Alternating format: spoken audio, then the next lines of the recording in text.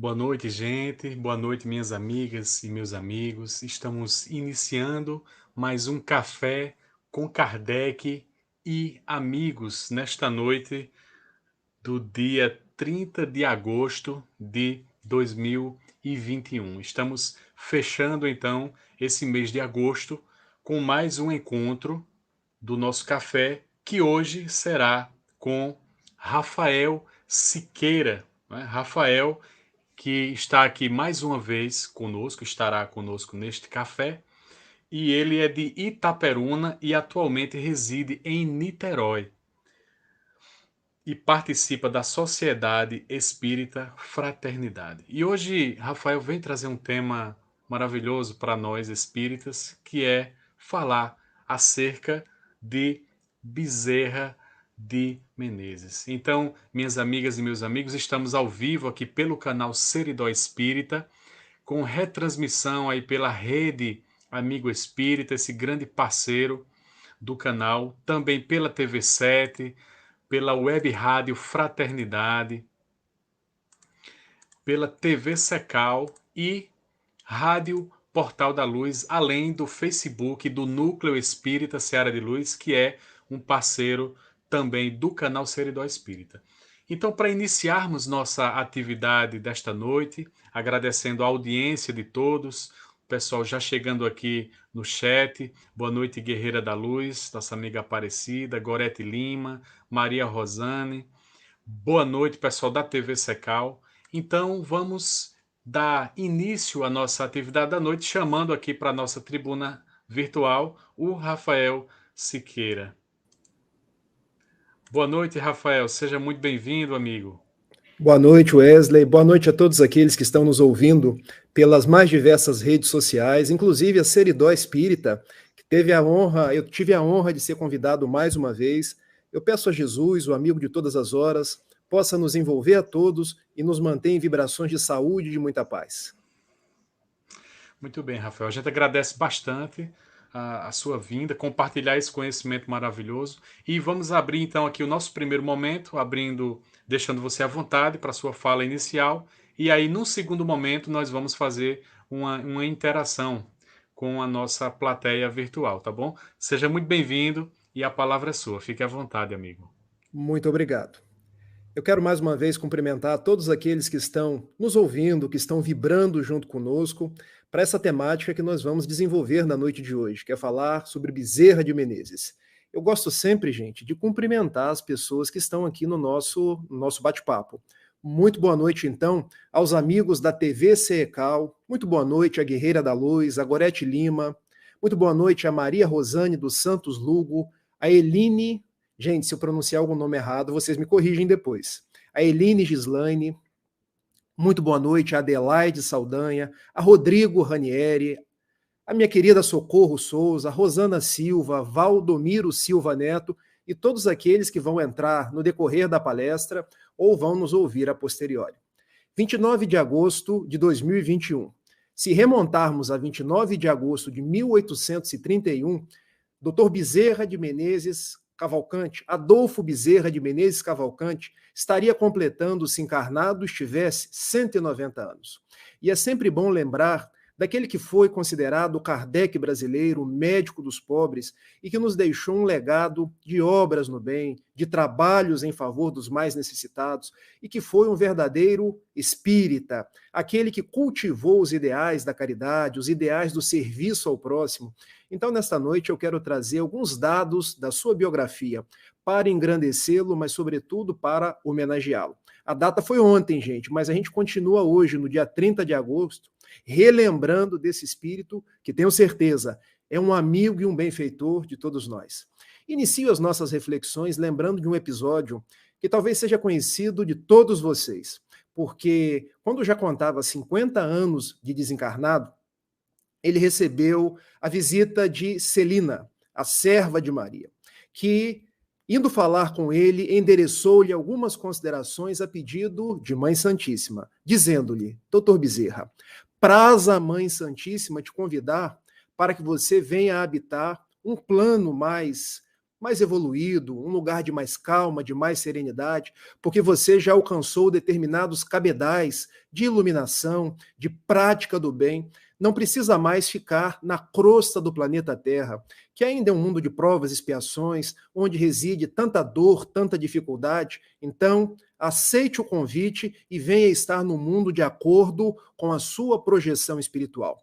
Dr. Bezerra de Menezes pensa por alguns instantes e resolve responder nos seguintes termos: agradeça à Mãe Santíssima e igualmente peça-lhe perdão, mas eu declino do convite, porque eu amo esse planeta Terra e enquanto estiver no Brasil ou em quaisquer países desse grande planeta azul, pessoas que choram, pessoas que têm os mais variados problemas, é com os filhos de Jesus que eu quero ficar. É com os doentes, os necessitados, que eu quero permanecer. Então, esta é a personalidade augusta e veneranda de Adolfo Bezerra de Menezes Cavalcante, que nós, na noite de hoje, vamos relembrar desde aquele recuado dia lá em Riacho do Sangue, freguesia do Riacho do Sangue, no Ceará, quando ele nasceu numa fazenda, a Fazenda Santa Bárbara, de tradições rurais, um menino muito estudioso, um menino católico, devoto de Nossa Senhora, e tinha um grande sonho, que era cursar medicina, poder servir ao seu próximo, sendo um bom médico, alguém que não ganharia dinheiro com a medicina, mas um mínimo servidor, como ele costuma se denominar, ao final das suas mensagens pelos mais variados médicos, pelos mais variados médiuns. E o fato é que, em 1851, com 20 anos, 19 para 20 anos, ele se transfere para o Rio de Janeiro. Gente, estamos no século XIX. O Brasil ainda era um império e o Rio de Janeiro, à época, era a capital do império. Então, do interior do Brasil, ele migra para a capital do império para realizar o seu sonho, para cursar medicina. E o fato é que ele consegue matricular-se na faculdade de medicina e torna-se um grande médico. Ficou conhecido como o médico dos pobres, porque Dr. Bezerra de Menezes não ganhou nenhum dinheiro com a profissão de médico. Não se tornou uma pessoa de projeção, alguém que fosse reconhecida pelos seus méritos enquanto um grande médico, mas ficou conhecido pela sua paixão aos mais necessitados. Há uma frase atribuída a Dr. Bezerra de Menezes, quando ele nos diz que o médico não pode ganhar dinheiro com a sua profissão, porque se assim ele faz, ele deixa de ser médico para ser um comerciante, um empresário. O médico, ele tem um verdadeiro sacerdócio, que é de atender as pessoas na hora que elas precisam, porque doente não tem hora para ficar doente. É de dia, é de noite, é de madrugada, é no final de semana, e ele, na condição de um médico, esteve sempre aberto a atender as mais variadas necessidades. E quando cursou a medicina, ele estudou bastante determinados tipos de enfermidade, e foi um dos pioneiros para descobrir que determinadas doenças mentais não tinham a sua gênese tão somente no nosso corpo físico, na nossa fisiologia. Ele começou a verificar que, concomitantemente a causas fisiológicas, existiam causas extracorpóreas. Observem, no mesmo tempo que na França estava vindo a lume a doutrina dos espíritos, codificada por Allan Kardec, ele aqui no Brasil já identificava que a loucura não era simplesmente algo orgânico, que dentro daquilo que nós chamamos de os hospitais psiquiátricos não existem propriamente só doidos, mas existem pessoas que estão sob o guante de entidades perturbadoras, de espíritos, que depois Allan Kardec houve por bem chamar de obsessores. Ele então escreve um livro que foi um verdadeiro best-seller, A Loucura sob Novo Prisma, estudando essas interconexões entre o problema físico e o problema espiritual. Então, enquanto médico, eu quero destacar essa feição dele como médico dos pobres e como alguém que não se afeiçoava tão somente no que ele via, no aparelho orgânico, mas ele buscava causas que vinham de fora, que vinham de natureza espiritual. Tanto que, posteriormente, além de um médico, ele se torna um grande homeopata, seguindo as trilhas de Samuel Hahnemann, tratando em pequenas doses doenças que aparentemente não estavam radicadas no organismo, mas tinham a sua natureza espiritual, drenando através do perispírito para o nosso corpo físico. Quero destacar igualmente que Dr. Bezerra de Menezes foi um grande político. Político, Rafael. Sim, gente, ele foi político. Ele foi vereador pela cidade do Rio de Janeiro mais de uma vez. Inclusive, foi deputado distrital. O cargo de deputado distrital é aquilo que hoje nós podemos chamar de deputado federal, que à época não tinha esse cargo. E eu sei que muitas pessoas têm um verdadeiro ranço com a política, a gente não gosta nem de ouvir falar, porque política partidária, para cada um de nós, lembra falcatrua, corrupção, coisas envolvendo negociatas, pessoas que entram para a política para poder satisfazer os seus próprios interesses em detrimento dos interesses da coletividade. Mas Dr. Bezerra de Menezes foi um político com P maiúsculo, se eu posso me expressar dessa forma. Até porque política é uma palavra que vem do grego polis, e polis quer dizer cidade. O político, então, é aquele que se preocupa com a cidade. Diz o filósofo grego Aristóteles que fazer política é procurar a felicidade da polis e dos seus habitantes. E buscando essa etimologia, o significado histórico da palavra política, eu posso dizer para vocês que Adolfo Bezerra de Menezes Cavalcante foi não só um bom político, ele foi um grande político, que atuou por causas do Rio de Janeiro, e como deputado distrital, ele atuou por causas do Brasil imperial à época. Querem um exemplo? Ele foi precursor das leis trabalhistas, trabalhou junto com outros homens para que nós hoje tivéssemos as leis trabalhistas. É bem certo que a consolidação das leis do trabalho é de 1943, da era Vargas, mas já ali no finalzinho do século XIX, Bezerra e outros homens, enquanto deputados, já trabalhavam para que as pessoas tivessem direito a descanso. Ou seja, eu trabalho, ganho um salário, tenho direito a um descanso semanal remunerado. Tenho direito a um acréscimo se eu desenvolvo um trabalho insalubre, perigoso, tenho direito a férias, a 13º. Tudo isso já passava na cabeça do deputado Bezerra de Menezes. Mas também Bezerra foi um defensor da abolição da escravatura. Nós sabemos que a abolição da escravatura deu-se em 13 de maio de 1888, pelas mãos da princesa Isabel, que assinou a abolição da escravatura. Mas vocês acham que abolir a escravidão em qualquer país, inclusive no Brasil, a pessoa senta numa mesa, assina e os escravos estão livres? Não, gente, isso é um processo. Isso são lutas e mais lutas contra fazendeiros, contra homens que acham que os escravos lhes pertencem, contra as pessoas que acham que vão perder dinheiro se não tiverem os negros para trabalhar. Então é um processo de convencimento, é um processo de amadurecimento das intelectualidades, da sociedade, para que nós cheguemos nesse processo de abolir a escravatura, abolir a escravidão no Brasil. Porque dizia Bezerra de Menezes que o negro não é menor do que o branco. Nós somos todos filhos de Deus. Aliás, negro, branco, índio, mameluco, todos nós podemos trabalhar sim, porque o trabalho é digno, mas não na condição de escravos uns dos outros. Quando trabalharmos, seremos dignos de receber um salário, de termos o nosso descanso. Então, Bezerra de Menezes, ele foi um grande médico, mas foi igualmente um grande político. Se as pessoas me perguntam hoje, Rafael, você gosta de política? Eu costumo responder assim, essa política partidária que a gente tem hoje, onde as pessoas ficam brigando por esquerda, por direita, por homens que defendem ideologias que são transitórias do mundo, essa eu não curto muito não.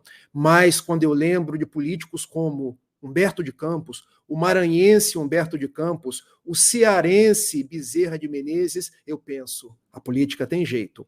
Basta que nós tenhamos a dignidade desses homens, os que se candidatarem na representação das pessoas e nós que votarmos em elegendo homens dignos, tal qual esses dois. Mas Bezerra de Menezes foi também um grande membro de família. E aqui é uma particularidade da sua vida, porque ele foi um marido notável, foi um pai notável, casou-se 2 vezes. E na época, gente, não se casava assim com 30, 40, porque hoje a gente quer se deixar nem casar. A gente junta, mora junto e está resolvido. Não, na época se casava, às vezes antes dos 20 anos, e assim Bezerra de Menezes desposou por primeira vez Dona Maria Cândida de Lacerda, com a qual teve 2 filhos.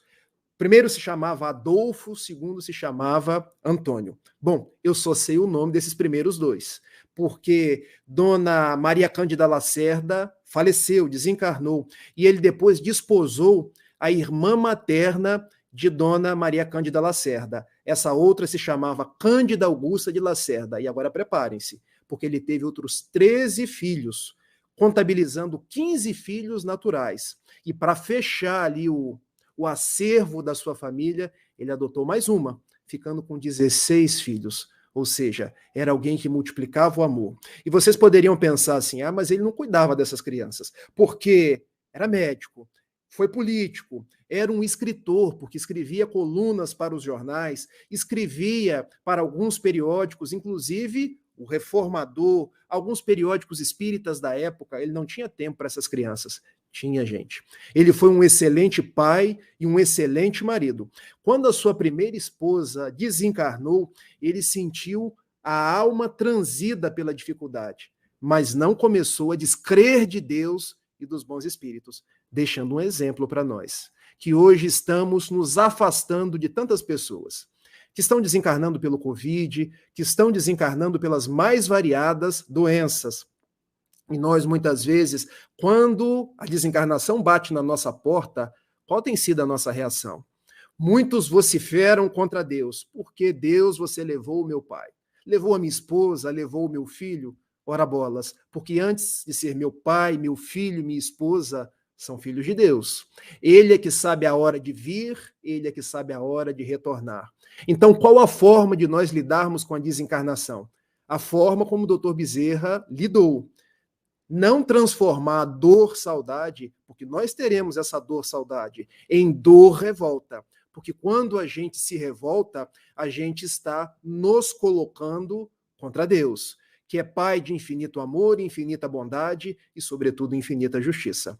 Que nós possamos lembrar dos nossos desencarnados, rememorando os tempos positivos, os abraços que foram dados, transformar a ausência em presença. É isso que nos diz Stevenson, um grande poeta inglês, que a melhor forma de lidar com a desencarnação é transformar a desencarnação em presença. Porque ao invés de eu chorar indefinidamente, eu passo a lembrar do pai que me abraçava, do pai com o qual eu passeava, da esposa com a qual eu tive vários filhos, vários momentos felizes, e daí eu vou vivendo com a presença da lembrança até me encontrar, em definitivo, no plano espiritual, onde nós estaremos juntos novamente, porque também nós desencarnaremos e retornaremos para o verdadeiro lar, que é a pátria espiritual.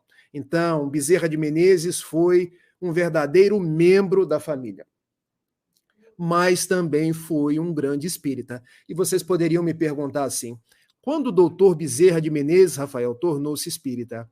Em 1875. Quando ele tomava o bonde ali do centro do Rio de Janeiro, ele costumava atender ali na Rua do Riachuelo, em direção a Tijuca, Vila Isabel, ali pelas cercanias. Ele morava na Rua 24 de Maio, número 93, perto da estação do Sampaio. E ele havia ganhado um livro de um grande amigo dele, Joaquim Carlos Travassos, e ele, dando conta-se, era o Livro dos Espíritos, e pensou, puxa vida, mas eu vou ler o Livro dos Espíritos, eu sou católico, sou devoto de Maria Santíssima, será que eu posso ler esse livro? E ele ficou naquela indagação mental quando pensou, eu não vou ser menos católico, menos religioso, ou vou deixar de ser devoto de Maria Santíssima se eu ler o livro. O fato é que ele abriu e enterneceu-se pelo livro.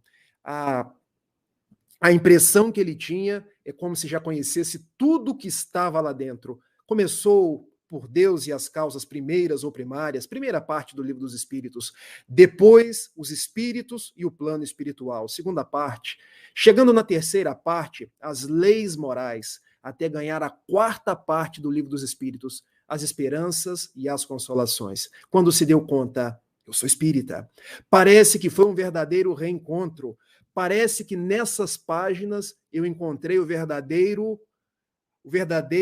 as verdadeiras respostas para os problemas da vida. O fato é que ele continuou devoto de Maria Santíssima, mas a partir daquele momento tornou-se espírita e resolveu assumir-se como tal. Gente, vocês acham que era fácil à época assumir-se espírita? Um Brasil imperial, um Brasil conservador, com as mais variadas igrejas, com as personalidades que tinham olhos de reproche para qualquer coisa que falava de espiritualismo, de espiritismo, de umbanda ou outras crenças da África. Para as pessoas do Brasil à época, era tudo colocado num saco comum como crenças que não se coadunavam com os dogmas da Igreja Católica. E Dr. Bezerra de Menezes, que já era um médico conhecido, um escritor notável, um grande articulista, um grande familiar e um grande político, resolveu ir até o auditório da Rua 13 de Maio, no centro do Rio de Janeiro, onde estava, me perdoem a expressão, a nata da sociedade do Rio de Janeiro, e ele começou a falar. Falou da sua crença católica, falou do que ele pregava até então. Num determinado momento, ele faz uma inflexão de voz e diz: minha alma encontrou um lugar onde pousar, porque até então católico eu era, e agora eu quero dizer a vocês que eu sou espírita, que eu estou adotando a crença espírita, tal qual codificada por Allan Kardec, que recebendo as vozes dos espíritos do céu, nos trazem Jesus de volta, por outras tintas, para ressignificar os nossos passos.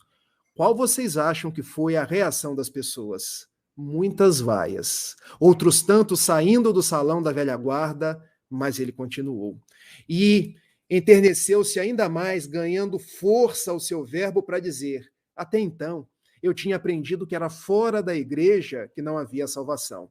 Fora dos dogmas da igreja, tudo aquilo que os padres, papas trazem para a gente. Mas o Espiritismo me ensinou que é fora da caridade, fora dos atos de ternura, fora do bem que eu faço às outras pessoas, que eu não encontrarei a salvação.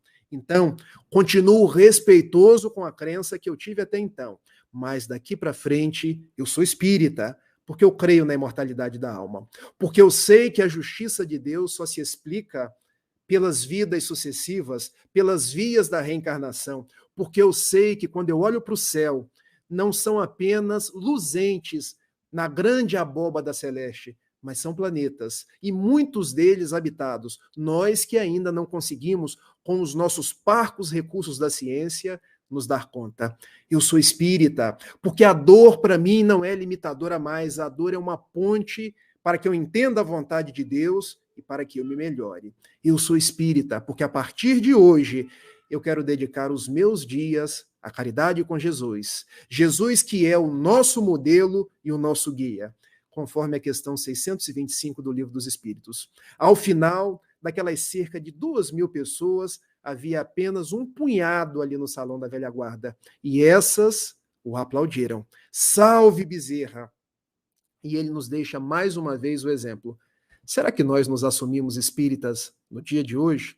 Ou, para não desagradar determinadas pessoas, nós ainda dizemos: eu sou espiritualista. Mas espiritualista pode ser muita coisa, porque espiritualista é quem acredita no espírito, na sobrevivência da alma, quem acredita que o espírito é superior à matéria. Outros tantos, quando vão responder, e eu mesmo fazia isso, porque até os meus 18 anos eu era católico, as pessoas me perguntavam: qual a sua religião? E eu respondia bem depressa para não dar tempo das pessoas perguntarem mais. Eu sou espírita. O que você é? Eu sou espírita. Mas hoje, gente, eu já abro a boca com toda a felicidade do mundo, os olhos chegam a brilhar para responder: eu sou espírita. Eu sou espírita porque neste mundo conturbado que nós estamos vivendo, neste mundo de pandemia, nesse mundo de tantas desencarnações, sem o olhar do espiritismo, eu não consigo manter-me de pé, manter-me confiante, manter-me com esperança, guardar essa certeza no futuro e, sobretudo, essa certeza do amor de Jesus e da presença dos benfeitores espirituais. Então, a assunção de Bezerra de Menezes ao espiritismo é um testemunho e é um exemplo para nós, os espíritas, dos dias de hoje. Então, eu falei de Bezerra enquanto político, enquanto médico, enquanto membro de uma família, falei dele enquanto espírita, e agora aí nesses mais 10, 15 minutos, antes da gente passar para um bate-papo, onde vocês trarão perguntas, considerações, eu quero contar algumas histórias. Porque Bezerra de Menezes, depois que se assumiu espírita, ele presidiu a FEB por 2 vezes. E foram períodos muito difíceis, períodos tais quais o período de hoje, onde as pessoas querem se dividir, onde se olham muitas vezes como adversárias. E na época que Bezerra teve o seu 2º mandato enquanto presidente da FEB, haviam os espíritas cientificistas, que gostavam da mediunidade, só achavam que o espiritismo era uma ciência. Haviam os espíritas místicos, que achavam que a parte mais importante do espiritismo era a religião, era a proposta de religação com Jesus, e viviam as turras. E Bezerra de Menezes agiu desde aquela época pela união, pela unificação. O fato é que, mesmo desencarnado, ele continua trabalhando pela nossa unificação. E pelas mãos de Chico Xavier, numa psicografia belíssima, ele nos diz: unidos, nós somos força, separados, nós somos pontos de vista. Então, nós, os espíritas, precisamos parar com essas divisões, coisas que ainda hoje eu vejo na internet. São os espíritas conservadores, os espíritas progressistas. Isso não existe, gente. Nenhum livro espírita traz isso. O que existe são os espíritas, é a codificação de Kardec, são os princípios espíritas, são as obras da codificação e depois aquelas obras que são as complementares, as obras de André Luiz, as obras de Emmanuel, as obras de Dona Joana de Ângeles, essas criações daqueles que são mais conservadores, que são mais progressistas. Bezerra de Menezes, já naquela época, lidou com isso. Mas são coisas que estão na nossa cabeça. É o nosso instinto de nos separar, de nos dividir.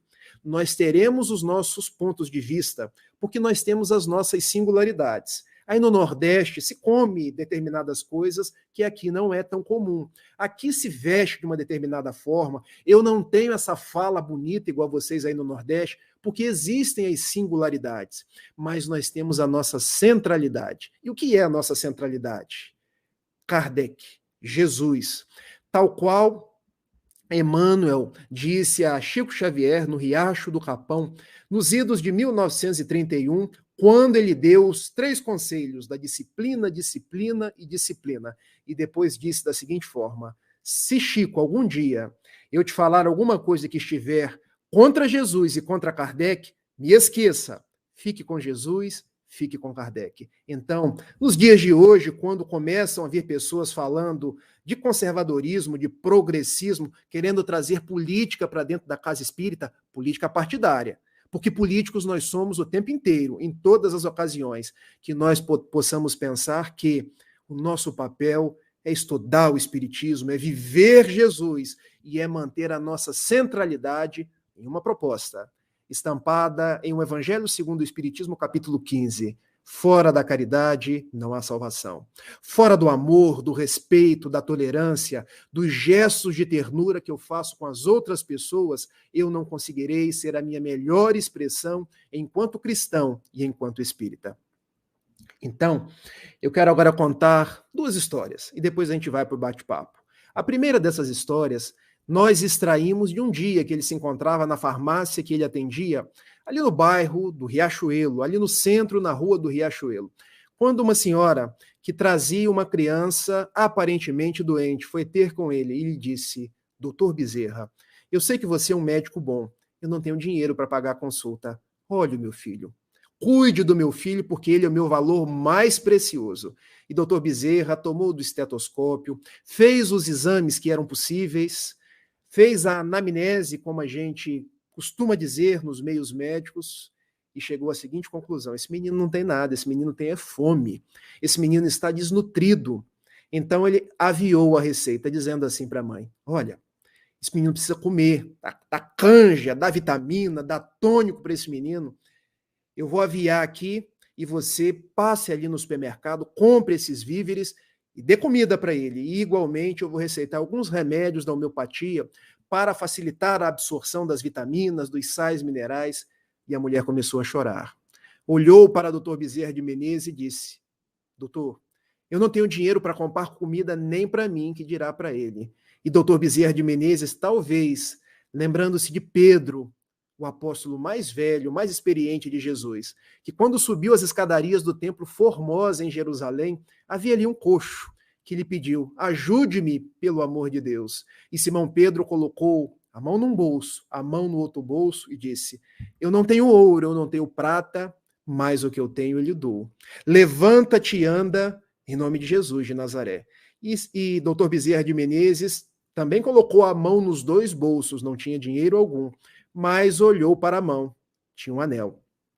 Gente, na época do Brasil Império, era muito comum as pessoas andarem com um anel de doutor, porque passava na rua, esse é doutor, esse é formado em medicina. Hoje essa tradição já caiu um pouco por terra, nem existe esse anel mais. Alguns ainda têm, mas nem ficam andando com esse anel, porque os dias estão tão perigosos, porque se a gente andar com um anel desse de formatura aqui no Rio de Janeiro, a gente pode doar, sem querer, para o ladrão.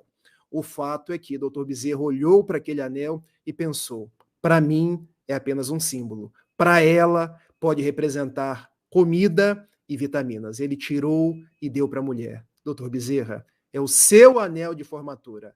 Minha filha, eu não preciso provar para ninguém que eu sou médico. Leve o anel, venda-o, compre mantimentos para você, mantimentos para o seu filho e depois retorne, porque eu quero ver se esse menino já engordou um pouquinho. Ele está muito magrinho. Esse era Dr. Bezerra de Menezes.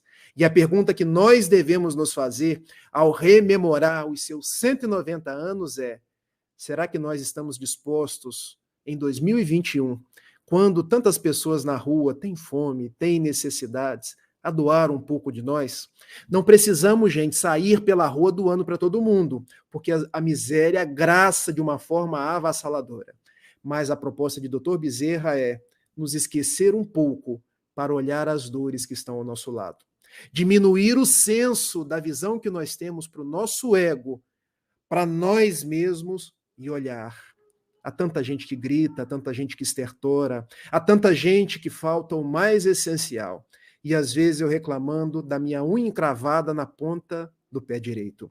Então, Dr. Bezerra de Menezes nos ensinou o senso da doação, da caridade, do serviço ao seu semelhante, cunhando a frase: de nada adianta o brilho da intelectualidade se o coração permanece às escuras. Nós espíritas precisamos muito refletir sobre isso, porque nós somos conhecidos por muito estudar, por ter erudição, por ser da classe mais intelectualizada. E isso é bom, gente. Estudar faz bem para a alma, mas que esse estudo se converta em atitudes, que abra as nossas possibilidades para a gente, de fato, trabalhar no bem. Porque se eu me torno um mestre, um doutor, um PhD, um PhDeus, como diria José Raul Teixeira, e isso não me torna um ser humano melhor, alguém capaz de atuar em prol da sua sociedade, de fazer pacífico o seu próprio lar, eu não estarei agindo como um homem de bem, como um verdadeiro espírita. Então, o exemplo de Dr. Bezerra de Menezes é daquele que sabia olhar no fundo do olho do seu semelhante e saber que ali existia uma dor, uma dificuldade, e atender a essas pessoas. Porque enquanto ele era o presidente da Federação Espírita Brasileira, ele descendo as escadarias, ali na Avenida Paço, também no centro do Rio, ele se deparou outra vez com um pedinte, que foi até ele e lhe disse: Doutor Bezerra, eu não tenho emprego. Na minha casa falta tudo. A minha mulher já não sabe o que dizer mais. A gente está até brigando, porque quando começa a faltar as coisas, sobra irritação, sobra briga do casal. Os meus filhos estão doentes. Me ajude, por favor. E doutor Bezerra de Menezes coloca a mão num bolso, nada tinha. Nem o anel de formatura ele tinha mais. Ele lembrou-se de Maria Santíssima. Aquela mesma que no promontório, em Éfeso, atendia os coxos. Atendia os leprosos, atendia os mais variados necessitados, sem ter nenhum recurso material. E ficou conhecida como Maria Santíssima, a mãe dos necessitados. Então ele teve uma ideia. Abraça aquele homem em frente às escadarias da Federação Espírita Brasileira. E o homem, doutor Bezerra, eu preciso de dinheiro, não é de abraço. Meu filho, o que eu posso te dar hoje é um abraço. Agora, esse abraço é especial, porque eu estou pedindo a Maria dos Céus, a mãe de Jesus, que te abençoe. E ele sentiu uma inspiração naquele momento. Está me dizendo para que você vá até a sua casa, faça o culto, peça para que ela fluidifique a água, tome a água e depois durma. E assim foi feito. Quando foi pedido para a água ser magnetizada, a água ficou leitosa. Ele tomou, a esposa tomou, os filhos tomaram e foi como um verdadeiro alimento da água fluidificada. Quando deitou, ele teve um sonho. Sonhou com alguém numa determinada rua, ele lembrava o número da casa. Estava lhe dando um emprego. No outro dia de manhã ele diz: meu bem, falando com a sua esposa, eu tive este sonho, eu vou até esse lugar. E ele foi. E a pessoa estava lá esperando, lhe deu o emprego e ainda adiantou o ordenado. Semana que vem ele foi novamente ter com Bezerra de Menezes nas escadarias da Federação Espírita Brasileira e disse: doutor Bezerra, hoje quem quer lhe abraçar sou eu. Meu filho, o que se passa? Contou toda a história, contou da água que se metamorfoseou em alimento, contou do sonho, contou do emprego, contou do ordenado que foi adiantado.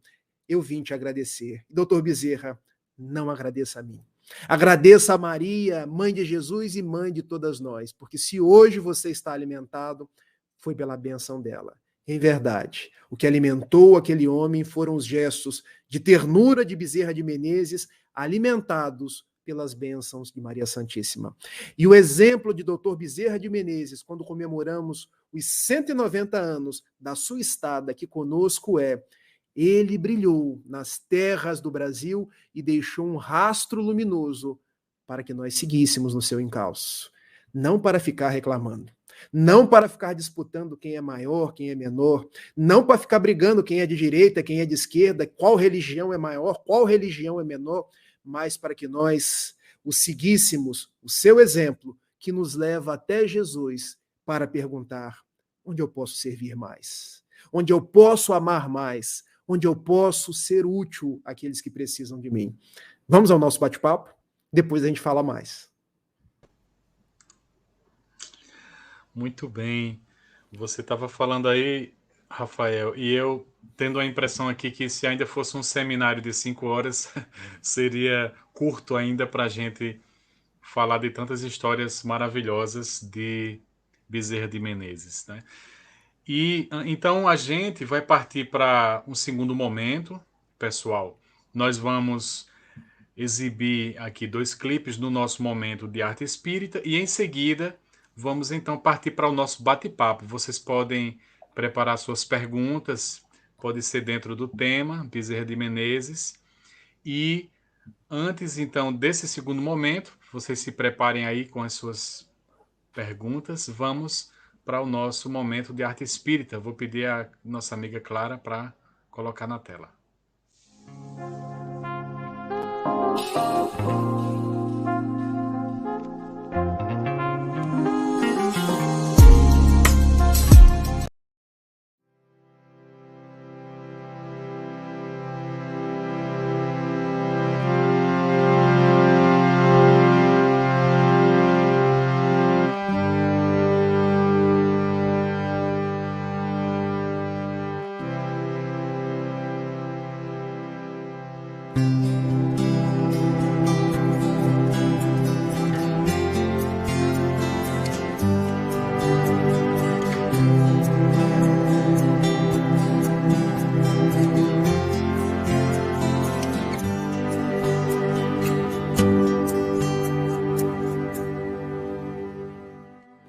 Tua voz chega forte e clara, toca meu ser, aquece, ilumina todo meu viver. Acordo, abro os olhos, as violetas estão em flor. Teu amor me renova, me levas aonde for. Livre saio a cantar, encontro enfim tua luz. Não quero jamais te perder, meu querido e amado Jesus. Solto nada quero, Deus é e basta. Nada tenho, nada sou, Deus é e basta. Deus é e basta.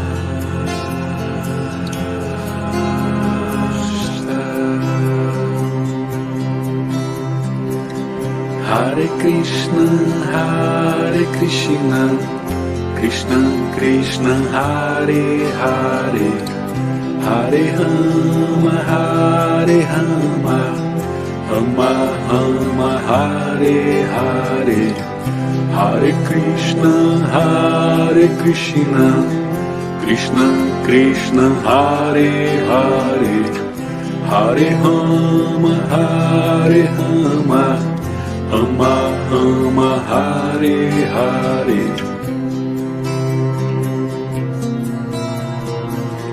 Livre saio a cantar, encontro enfim tua luz. Não quero jamais te perder, meu querido e amado Jesus. Solto nada quero, Deus é e basta. Nada tenho, nada sou, Deus é e basta. Deus é e basta.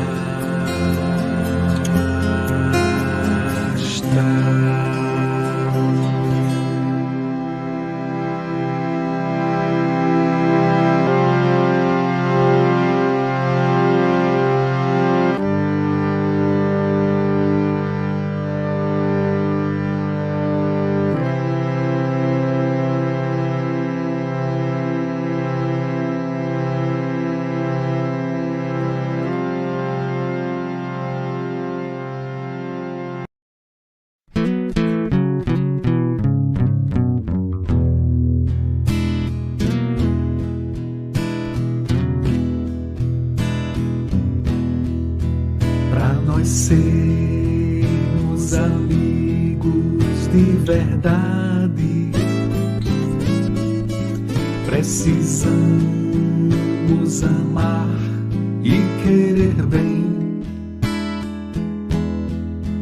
repartir nosso pão pela metade, dividir nossos sonhos com alguém, plantar uma semente de amizade no jardim onde nasce a solidão, e dizer no ouvido do ermitão: plante um pé de amizade em sua horta. Amizade é a chave que abre a porta do castelo onde mora o coração.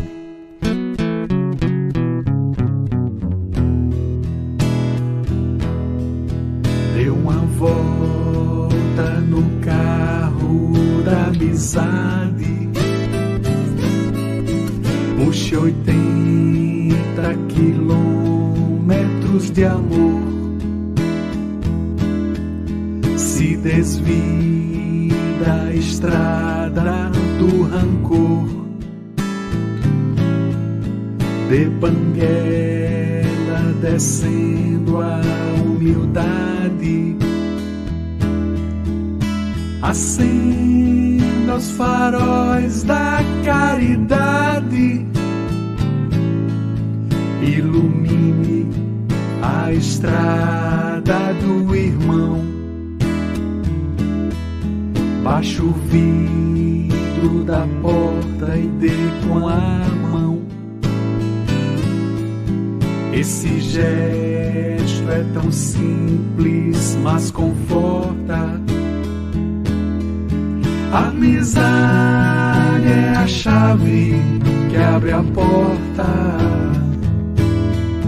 do castelo onde mora o coração.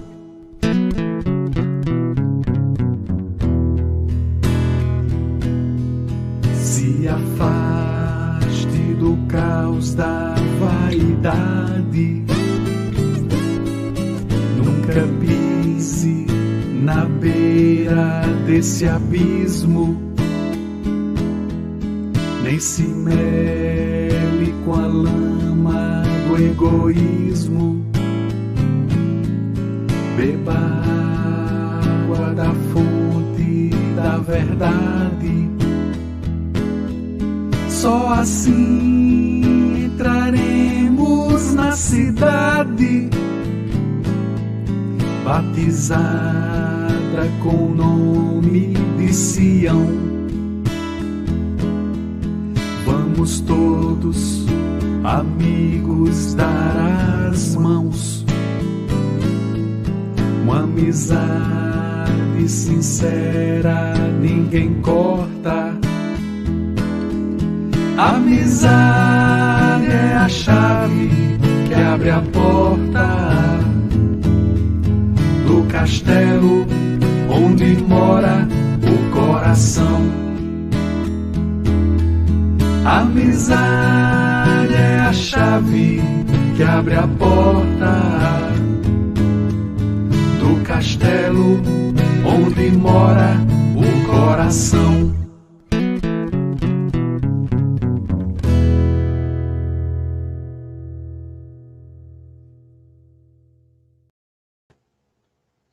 Muito bem. Então, vamos iniciar aqui nosso segundo momento e temos uma participação muito especial, viu, Rafael, aqui, que é a nossa querida Sandra Borba, trabalhadora do nosso movimento aqui no Rio Grande do Norte e também de tantos outros estados, né? Nossa incentivadora aqui do canal Seridó Espírita, uma madrinha mesmo. E ela traz um comentário, quando você estava falando lá no início da biografia dele, ela fala aqui, 16 filhos de Bezerra, né? 9 desencarnaram, adotou uma menina, filha de escrava alforriada. Né? Isso é uma pesquisa do Luciano Klein, né? Grande professor de história e também membro aí do movimento espírita cearense. Não é? Ô Wesley, eu quero dizer uma coisa, eu quero dizer que eu adoro Dona Sandra Borba. Eu quero que ela receba o meu abraço, o meu incentivo, porque se hoje eu e tantos somos espíritas, estudiosos, estamos aí iniciando pela trajetória da oratória espírita, é porque nós seguimos pelo caminho dela, pelos livros que ela nos legou, pelo exemplo da sua simplicidade, da sua dedicação, pelos anos dedicados à evangelização. Então, Dona Sandra Borba, receba aqui o meu abraço, e eu estou pedindo a Jesus que te abençoe, abençoe a sua família, e que você prossiga este anjo tutelar do movimento espírita. Eu sinto assim, enternecido pela sua presença, e se ela tivesse condições, você podia até chamar para ela participar conosco, porque o que eu sei é muito pequenino perto do que ela sabe. Obrigado pela sua presença, viu? Maravilha. E ela trouxe uma pergunta que, né, Clarinha vai colocar na tela também. Se você, Rafael, pudesse dizer 3 palavras que representam o legado de Bezerra, quais seriam e por quê? Nossa, que pergunta profunda. Eu quero primeiro falar sobre o que ela nos disse lá atrás. Eu conheço o Luciano Klein, é um grande pesquisador. Ele é o presidente da Federação Espírita do Ceará. Eu estou esperando para ler esse livro. Eu já até passei um WhatsApp para ele. Olha, quando o livro estiver pronto, eu quero ser um dos primeiros a comprar. Se eu pudesse até ser o primeiro. E ele já disse para mim, Rafa, esse livro vai ter mais de 1000 páginas. Eu falei, olha, eu quero ler cada uma dessas páginas, porque é um cabedal de arquivos, de pessoas que ele entrevistou parentes. Então, isso que ele está trazendo hoje aí, que eu até falei aqui na nossa palestra inicial, 2 filhos com a primeira esposa, 13 com a segunda e mais uma adotado, e isso é devido ao trabalho de Luciano Klein.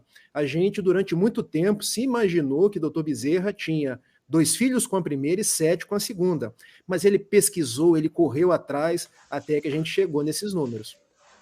Agora, se eu pudesse aí dizer 3 palavras, eu pensei em tanta coisa. Mas eu estou buscando aqui uma inspiração para lembrar da bandeira de Ismael, a bandeira da nossa Federação Espírita Brasileira. Porque eu acho que o Dr. Bezerra, como um representante do movimento espírita, não só do Brasil, mas do mundo como um todo, alguém que trabalha aí no movimento de regeneração do nosso orbe, alguém que tem estado ao nosso lado em todos os instantes, as 3 palavras seriam Deus, Cristo e caridade. Deus na reverência ao Criador de todas as coisas. Criador da natureza, Criador de tudo aquilo que enxergamos, que tangenciamos, Criador das pessoas às quais nós devemos amar, Criador desse cosmos que a gente não consegue nem imaginar o tamanho dele. E outro dia eu conversava com o professor Tarsilo Rangel, ele já me dizia, Wesley, que nós temos cerca de 2 trilhões de galáxias. Quem criou tudo isso? E a gente pensando que a gente está ao relento num planeta que gira entre 8 planetas, porque agora Plutão foi renegado a condição de planeta anão, entre 200 bilhões de sóis, e esses sóis estão em 2 trilhões de galáxias. É a perfeição de Deus, é a maravilha do universo. Então, a primeira palavra para designar Bezerra seria Deus, lembrando do nosso Pai Criador. A segunda, Jesus. Porque o Jesus da sua religião católica, antes de 1875, porque na verdade eu acho que o espírito de Bezerra de Menezes já nasceu espírita, ele só se encontrou em 1875, já reverenciava Jesus. Porque quando a gente escuta a oratória de Sandra Borba, de Raul Teixeira, de Divaldo Franco, a gente sabe nos martírios de Bezerra de Menezes em prol do Cristo, já nos recuados tempos romanos. A gente abre as páginas lustrais do Ave Cristo e se encontra ali com o irmão Corvino, com Quinto Varro, depois com Quinto Celso, alguém que desde aqueles tempos recuados já dizia Ave Cristo, aqueles que vão viver a vida eterna te glorificam e saúdam. Então não podemos desconectar a figura de Bezerra de Menezes da figura de Jesus, que conforme a questão 625 do Livro dos Espíritos, é o nosso modelo para a gente copiar, é o nosso guia para a gente seguir. E a terceira palavra seria a palavra caridade, porque fora da caridade não há salvação. Eu vi um estudo outro dia, porque em algumas Bíblias a gente vê a palavra amor. Na Septuaginta grega, que é de onde a gente tira as traduções que nós temos hoje, a palavra é ágape. Então, do grego ágape, algumas traduções trazem amor, outras traduções trazem caridade. E Kardec agiu certo buscando na Bíblia de Saci, buscando a palavra caridade como a melhor tradução para a ágape do grego. Por quê? Porque o amor é um sentimento que, quando colocado em ação, ele se transforma em caridade. Então, não conseguimos desconectar a figura de Bezerra de Menezes da caridade, porque ele viveu pela caridade e deixou um rastro de caridade para que nós pudéssemos seguir os seus passos. E hoje, ser espírita é ter esse compromisso com a caridade, que Bezerra tão bem exemplificou quando esteve conosco, e permanece exemplificando nos dias da espiritualidade. Muito obrigado, dona Sandra Borba. Muito bem. Rafael, eu sei que você é advogado, né? E você é a pessoa certa para eu fazer um questionamento acerca de um fato, no mínimo curioso, que aconteceu quando, durante ali o início da República, não é? Foi lançado o Código Penal de 1890 e o artigo 157 colocava dentre os crimes da saúde pública praticar o espiritismo, né? Tinha textualmente a palavra espiritismo, que foi criada por Allan Kardec, né? E aí eu queria que você falasse um pouco sobre isso. É, como é que a palavra espiritismo foi parar no Código Penal naquela época? E se Bezerra de Menezes teve uma intervenção importante no esclarecimento da questão naquela época, que fez com que a gente possa estar aqui livremente hoje falando de espiritismo sem que seja considerado um crime, né? Bom, eu poderia pedir ajuda à dona Sandra Borba, porque eu posso tangenciar a sua resposta. Responder por completo eu não consigo, porque me faltam algumas informações. Veja bem, nós estamos aí no Brasil Império, e na época do Brasil Império nós não tínhamos um Estado laico que nos foi garantido pela Constituição de 1988. Só explicando para os internautas que estão nos acompanhando. O que é um Estado laico? É um Estado onde é garantida a sua liberdade de expressão religiosa. Você pode ser católico, protestante, você pode escolher, inclusive, não ter religião nenhuma. Então, hoje no Brasil, cada um professa a sua religião no tempo e nas condições que melhor lhe aprouver. Na época do Brasil Império, nós não tínhamos esse Estado laico, nós tínhamos um Estado católico, que professava a doutrina de Roma. Então era muito comum surgirem perseguições a essas crenças que eles jogavam tudo num balaio comum, como sendo crenças contrárias aos dogmas da igreja. Como o espiritismo surgiu com força, a gente sabe aí do primeiro grupo espírita do Brasil, lá na Bahia, Luiz Olímpio Teles de Menezes, que foi ganhando o gosto das pessoas, porque se misturou com o sincretismo do nosso povo. Veja, falar de imortalidade, falar de caridade, falar desse intercâmbio num Brasil que já tinha o misticismo do povo que veio da África, já tinha aquela riqueza cultural herdada dos próprios indígenas, o espiritismo ele ganhou o nosso espaço nas terras do Brasil com muita força. Então a gente sabe que isso começou a incomodar as autoridades vigentes. Então daí para colocar no nosso código que a prática do espiritismo deveria ser vedada, deveria ser perseguida, é um pulo.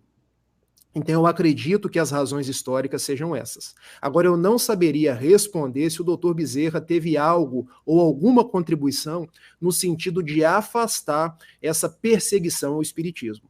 O Chico costumava nos dizer que o espiritismo, nos dias mais recuados, no finalzinho do Império, ali pela década de 30, de 40, e até mesmo assim no princípio da ditadura que nós tivemos no Brasil, não era essa crença que nós temos hoje. A gente não tinha tanta liberdade para poder praticar o espiritismo, para irmos nas nossas casas espíritas, era algo que nós tínhamos que ter alguma reserva. Então é bem possível, diante do que o doutor Bezerra de Menezes representava, porque ele era um médico conhecido pela sociedade, alguém que era reverenciado pelas pessoas. Ele foi um político que lutou pelo fim da escravidão, que lutou aí pelo reconhecimento das leis trabalhistas. Pode ser que ele tenha contribuído igualmente para que o espiritismo tenha se assentado no Brasil e tenha saído aí dessa prática proibida pelo nosso Código Penal. Talvez nós tenhamos uma resposta para isso com as pesquisas que foram feitas pelo Luciano Klein. Eu não sei se as suas pesquisas chegaram nesse ponto, mas sem sombra de dúvida, doutor Bezerra de Menezes e outros tantos respondem hoje para a gente ter essa crença livre, essa crença que nós podemos nos dizer espírita e poder estar numa segunda-feira, 8h30 da noite, fazendo um programa espírita que pode chegar aos mais variados rincões do mundo. Muito bem, esclarecedora resposta. E ficou faltando algumas coisas, mas depois a gente pode procurar o Luciano, ver no livro dele, ou então fica aí para uma pesquisa mais aprofundada. Eu acho que no livro dele vai ter muitas informações interessantes, né? E quando eu falei nessa questão, e realmente da última vez, ele esteve aqui também no canal, e aí eu lembro do Luciano ter comentado que Deodoro foi oficiado pelo Bezerra acerca dessa questão. Então ele como eu acho que ela está se despedindo, né? Aí, ó.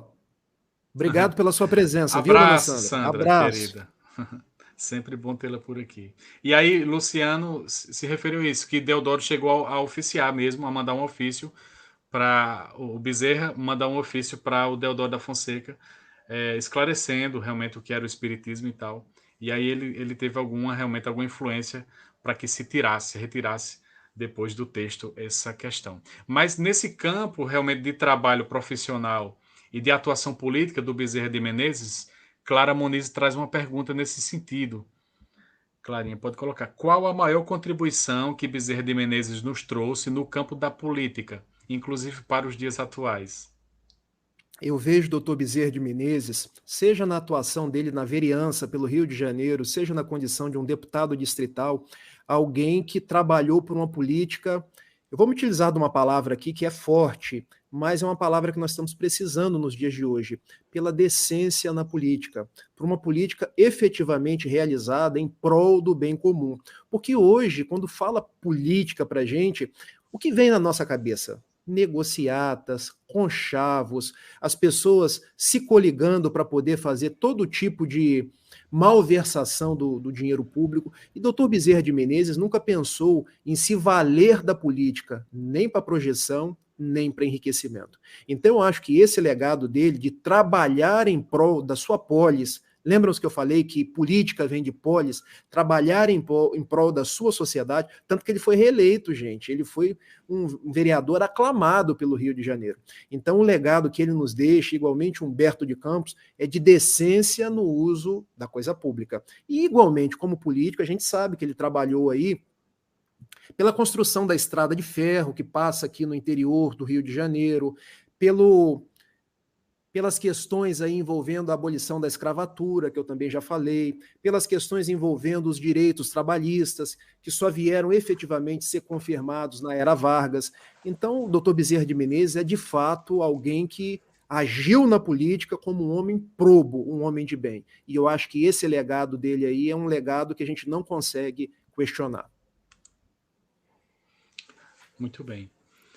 Rafael, um fator de divulgação, vamos dizer assim, inclusive para o público não espírita, foi o lançamento do filme, né, lá do Bezerra, que foi, eu acredito que ali pelo ano 2007, não é? Você viu o filme? Do Assisti o Bezerra? filme mais de uma O que vez. você achou? Adorei. O que você achou do filme? Adorei. Gostei muito. A interpretação do Carlos Vereza, para mim, ficou fantástica. Eu acho ali que o ator caiu como uma luva a interpretação do Carlos Vereza. O nosso cinema nacional, Wesley, é um cinema que ainda não recebe os devidos investimentos, não é incentivado. Eu acho que nós teríamos condição de fazer coisa melhor. Não para a gente fazer coisa assim para ter muita bilheteria, porque quando a gente investe na nossa cultura, e a cultura está levando o espiritismo, logicamente isso vai chegar a mais corações, vai atingir algumas camadas que hoje não vêm às nossas lives espíritas, não comparecem às nossas casas espíritas. Então, quando a gente investe em filmes espíritas, muitas pessoas vão e conhecem o Bezerra de Menezes, conhecem o André Luiz, como foi com o filme do Nosso Lar, conhecem o Allan Kardec. Então, quando o filme fica bem feito, fica as histórias verdadeiras, de acordo com a biografia, isso aí é um grande vetor de incentivo e de transformação das massas. Muito bem. E nós queríamos também uma dica sua de leitura. Por exemplo, a gente sabe que Bezerra ele aparece como personagem em vários livros de André Luiz, por exemplo, né, através da psicografia do Chico. Há outros livros em que o próprio Bezerra é autor. Então, qual dica de livro você daria acerca de tanto da biografia de Bezerra quanto dos seus pensamentos? Já existe um livro do Luciano Klein sobre Bezerra de Menezes. Ele agora está ampliando o trabalho para fazer algo mais completo, algo com mais registros. Então, o próprio livro do Luciano Klein seria uma dica de leitura sobre fatos históricos envolvendo Bezerra. Existe um outro livro de fatos envolvendo Bezerra, Lindos Casos de Bezerra de Menezes, que também eu indicaria aí como uma sugestão de leitura. Agora, envolvendo o Bezerra, assim como personagem, existem dois que eu gosto muito. Primeiro, esse romance Ave Cristo, do benfeitor Emmanuel na mediunidade de Chico Xavier. E eu posso dizer isso aqui, que já foi dito pelo Raul, já foi dito pelo Divaldo, isso já está mais que assentado. Quando a gente olha lá o irmão Corvino, que na verdade era quinto varro, que depois renasce como quinto céus, é Bezerra de Menezes. Então, quando a gente vê aquele cristão dos tempos primitivos já se entregando por amor de Jesus, é Bezerra de Menezes. Existe um outro livro da Lavra de Dona Ivone do Amaral Pereira, Nas Voragens do Pecado, onde é narrada os dramas da noite de São Bartolomeu. Porque naquele livro ela era Ruth Celine de La Chapelle, era filha de Carlos Felipe. E esse Carlos Felipe, o pai, era Bezerra de Menezes. Então a gente pode, nesse livro, Nas Voragens do Pecado, também ver Dr. Bezerra de Menezes como um personagem. É lógico, gente, que nós não vamos vê-lo enquanto Bezerra de Menezes, não vamos vê-lo em vidas passadas. Agora existe também Dr. Bezerra de Menezes escrevendo por médiuns. E aí nós temos Bezerra de Menezes presente no livro de Manuel Filomeno de Miranda, Loucura e Obsessão. Nós temos um livro onde ele participa com Dona Ivone do Amaral Pereira. Esse ele inclusive escreve, que é a Tragédia de Santa Maria. Existe um outro onde ele coordena os trabalhos, que é... Me fugiu o nome aqui agora.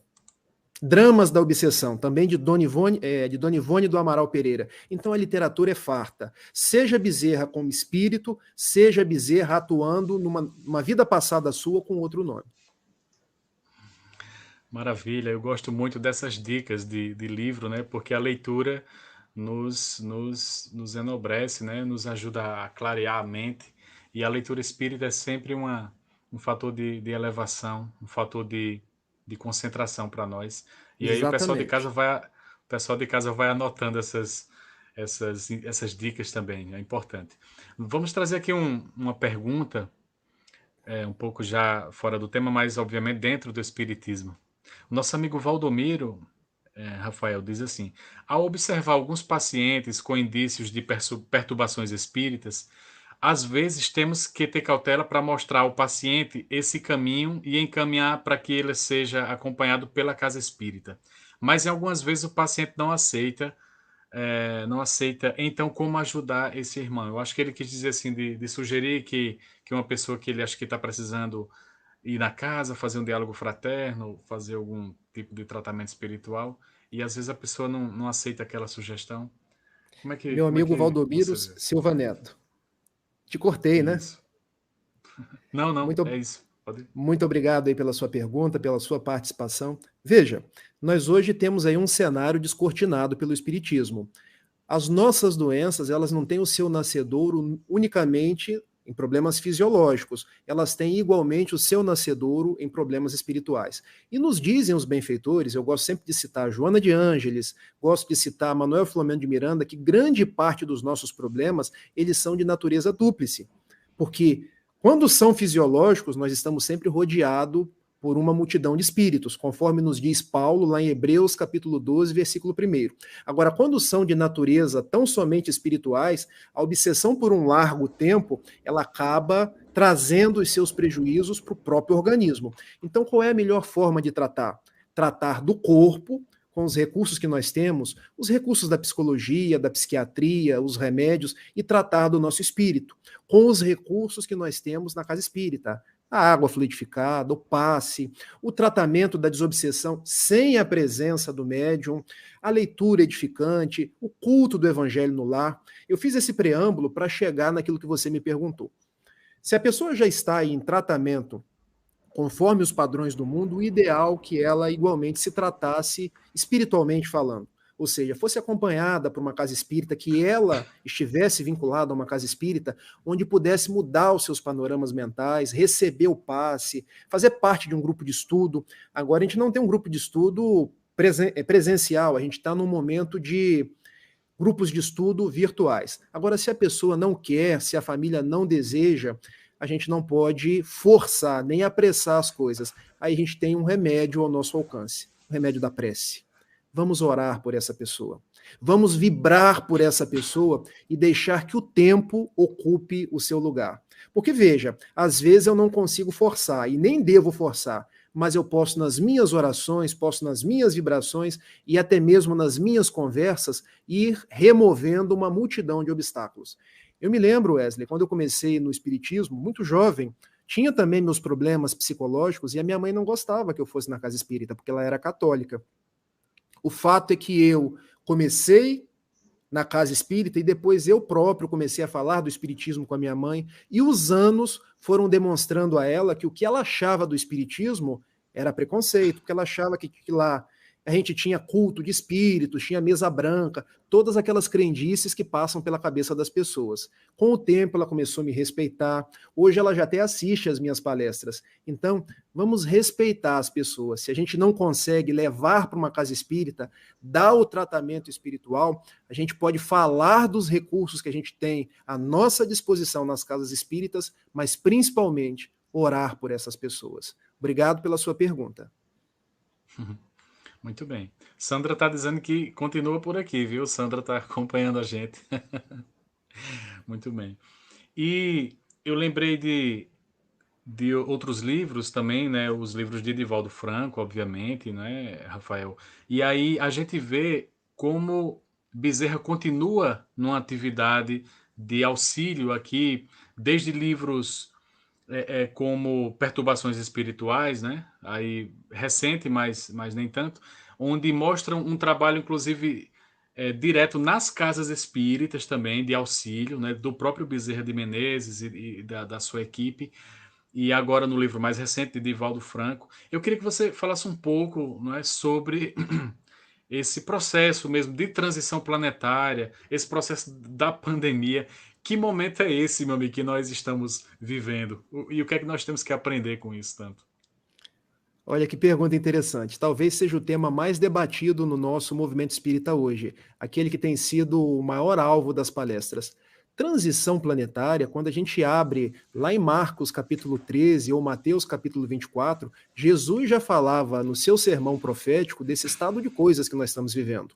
É lógico que ele falava de uma forma simbólica, mas falava de que os mundos evoluem, de que nós evoluímos e de que a sua mensagem deveria prevalecer. Quando o insigne Allan Kardec trouxe a codificação sob a batuta dos bons espíritos, ele teve ensejo de trazer no livro A Gênese, capítulo 18, quando nos fala, são chegados os tempos. E esse capítulo é dividido em duas partes, Sinais dos Tempos e a Geração Nova, onde Kardec nos fala que a lei de evolução que impulsiona os espíritos impulsiona também os mundos, e de que a nossa Terra passava por um período de transformação, onde sairia da condição de um mundo de provas e expiações, onde espíritos endividados como nós ainda temos muitas durezas, porque temos provas, temos expiações, nós migraríamos para um mundo em regeneração. Gente, mundo em regeneração não é mundo feliz ainda. É mundo onde a gente terá menos dificuldades. Quando a gente abre lá o capítulo 3 do Evangelho segundo o Espiritismo, há muitas moradas na casa do meu pai, a gente se dá conta que esse mundo em regeneração é onde almas endividadas ganham novas forças. Eu gosto sempre de falar, Wesley, de uma metáfora. É como se eu, doente do hospital, agora viesse para o estado de convalescença. Eu estou me convalescendo, eu já não estou mais no auge da perturbação, da dor, mas eu ainda preciso caminhar. Esse período que nós estamos passando, então, já estava predito por Jesus, predito lá no livro A Gênese, e agora nós recebemos aí da lavra de Manuel Filomeno de Miranda, e já que você gosta de dicas de livros, 4 livros. Quando ele começa em Transição Planetária, depois Amanhecer de uma Nova Era, depois Perturbações Espirituais e, por fim, agora um verdadeiro best-seller, que Divaldo, aquela sorriso bonito, vibrações positivas para o nosso Divaldo, que ele continue muito tempo conosco, No Rumo do Mundo de Regeneração, a 4ª obra, que está aí vendendo muito na Amazon, mas quando a gente for comprar, gente, não compra na Amazon, não. Compra na Casa Espírita, porque é dinheiro para as nossas obras assistenciais. E Manuel Filomeno de Miranda, junto com outros espíritos, entre eles Bezerra de Menezes, diz que esse processo está avançando, que os trabalhadores estão do plano espiritual recolhendo esses espíritos que estão desencarnando na pandemia, ajudando na transformação do nosso planeta. Em resumo, o que é esse movimento que nós estamos passando? É um movimento da Terra que está indo rumo a um mundo melhor, mas que deixa determinadas marcas. São marcas exteriores, porque é um momento de muitas ocorrências externas, tal qual maremotos, terremotos, pandemias, mas também situações ou ocorrências internas, onde as pessoas têm depressões, têm problemas psíquicos, elas passam por um teste da sua fidelidade. E por que isso? Porque nós precisamos avançar. Porque nós precisamos ser testados na nossa fidelidade. Nós precisamos dizer de nós mesmos que nós queremos continuar com a nossa terra. Tal qual Jesus nos diz lá nas bem-aventuranças: bem-aventurados os mansos, porque herdarão a terra. Então, esse momento que nós estamos passando é um momento onde nós estamos sendo chacoalhados externamente e interiormente para a gente demonstrar que a gente é manso, que a gente já agasalhou a mensagem de Jesus e nós somos essas almas que merecem continuar com o nosso planeta, que não vai ser mais um planeta de tantas dores, mas vai ser um planeta melhor. Então, isso tudo que nós estamos passando agora é o lusco-fusco de uma nova alvorada. O que cabe a cada um de nós? Continuar trabalhando, testemunhando a nossa fé, guardando a nossa confiança nos benfeitores espirituais e seguindo em frente. Porque diz a minha mãe, que é católica ainda, não cai uma folha de uma árvore sem que seja da vontade do Criador.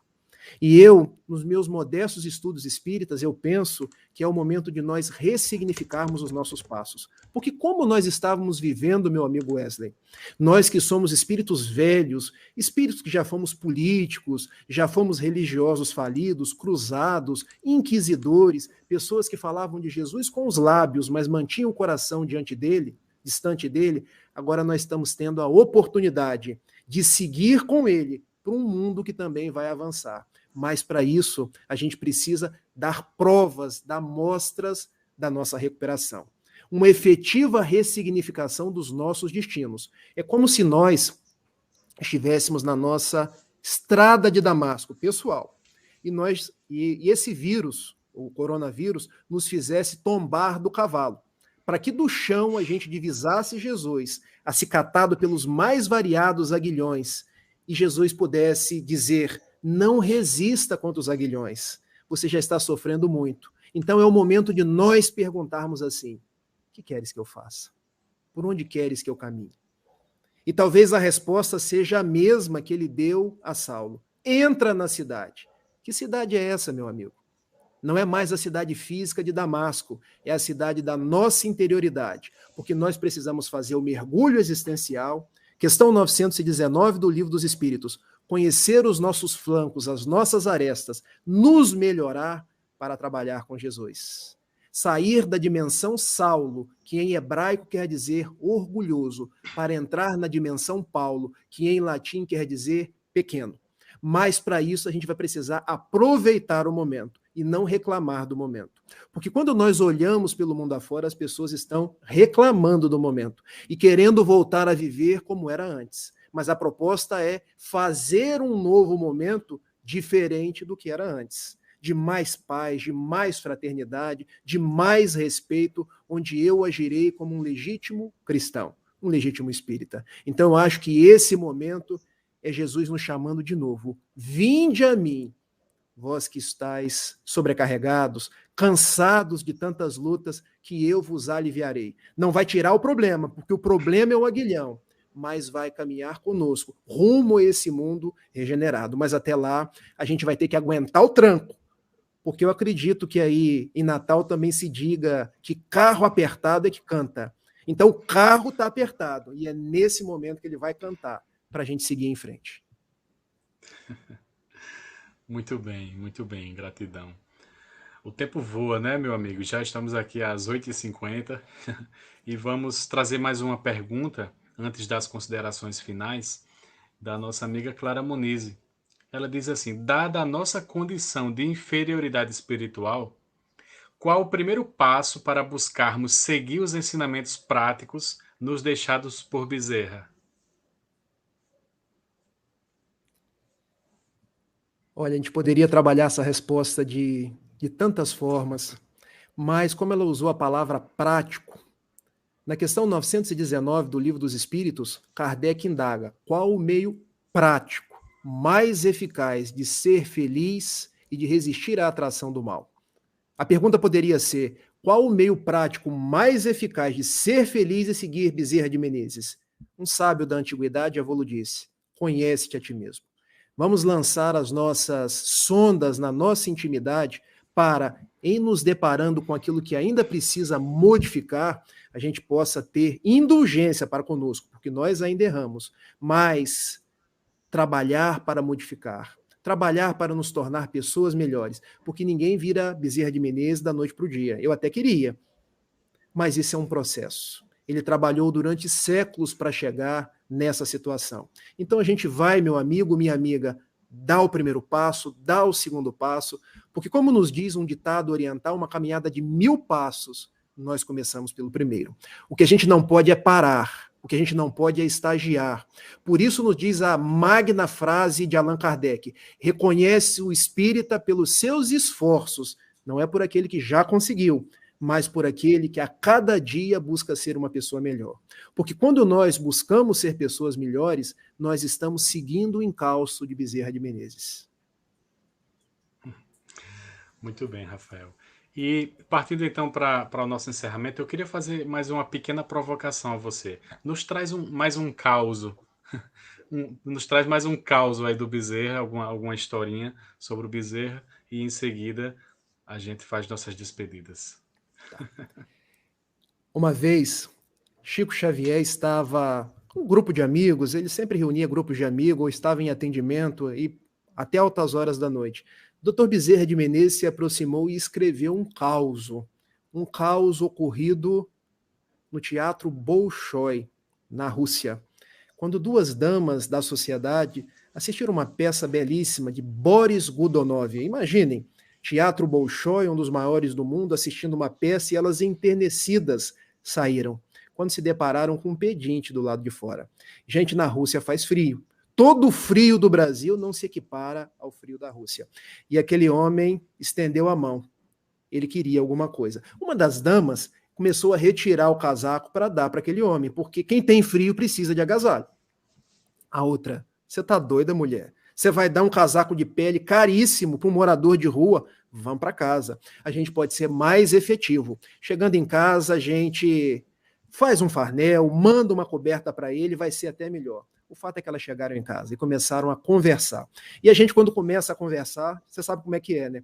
A gente fala da vida, fala das pessoas, começa a achar os culpados, por que daquele homem está naquela situação, começa a perguntar se ele é vagabundo, se ele não é vagabundo, se o político A errou, se o político B errou. O fato é que elas ficaram a noite inteira discutindo. Com chá quentinho, com biscoito. Quando chegou no outro dia de manhã, nós esquecemos do homem. Esquecemos não, ele está lá ainda. Vamos pegar o coche aqui agora e vamos levar a coberta e os mantimentos. Chegaram lá, o homem estava hirto no chão, arroxeado. E Dr. Bezerra de Menezes termina a história dizendo, através de Chico: quando a caridade é muito discutida, o socorro chega tarde. Então, com este caos, nós encerramos a nossa conversa da noite de hoje, porque nós, espíritas, somos convidados a discutir menos, a amar mais, a levantar as nossas mãos não para acusar outras pessoas, apontando dedos em riste, mas para onde eu posso ser mais útil, onde eu posso ser aquele que agrega ao invés de estar sempre dividindo. Então, calemos aquilo que a gente acha que sabe, porque hoje todo mundo acha que sabe de tudo. As redes sociais são provas disso. A gente entende tudo sobre Oriente Médio, a gente entende tudo sobre vírus, a gente entende tudo sobre ciência, e a gente discute por aquilo que a gente acha que sabe. Que a gente possa amar mais, julgar menos. E, para tanto, a gente tem o exemplo de Bezerra de Menezes, que diz que fazer caridade não é deixar o tempo passar, não é perder a oportunidade, porque aquela oportunidade ali pode ser a derradeira.